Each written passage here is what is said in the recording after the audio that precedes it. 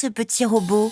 Je suis sûre qu'il est équipé d'une intelligence artificielle. Attention, robot et intelligence artificielle sont deux notions très différentes. En fait, l'intelligence artificielle, ou IA, c'est une technique qui permet aussi bien à un robot qu'à une voiture, un moteur de recherche ou même à un téléphone d'exécuter des tâches habituellement réalisées par les humains. Par exemple, une voiture autonome sera capable de repérer et différencier les objets sur la route.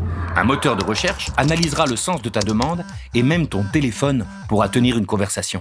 Attends, une voiture autonome et un téléphone, c'est pas la même chose?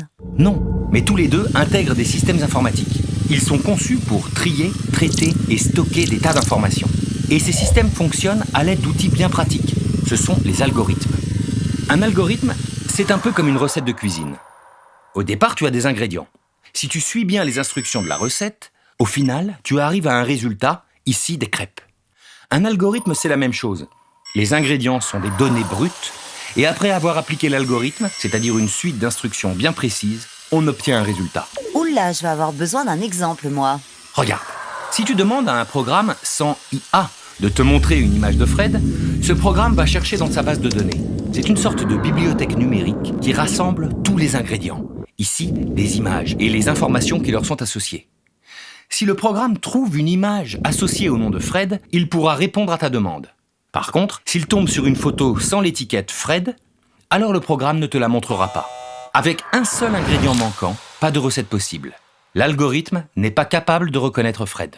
Dommage, elle était rigolote celle-là. Bon, et mon IA dans tout ça? J'y viens. Avec l'intelligence artificielle, le programme peut faire varier les quantités ou encore l'ordre des ingrédients pour sélectionner la meilleure recette. Tiens, reprenons l'exemple de la photo.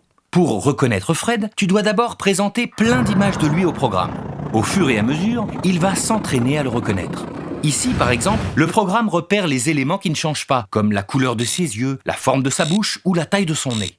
Il identifie aussi les éléments susceptibles de changer, comme la couleur de sa chemise.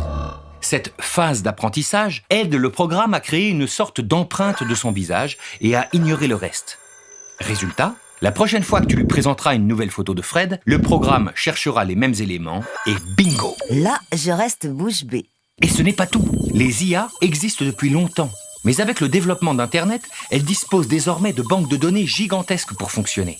Grâce aussi à la puissance des ordinateurs, qui doublent tous les 2 ans environ, et avec des milliers d'heures d'entraînement, les IA peuvent aujourd'hui aider les médecins à analyser les radios de leurs patients, te suggérer une musique en fonction de tes goûts, ou encore décrire des images pour les non-voyants.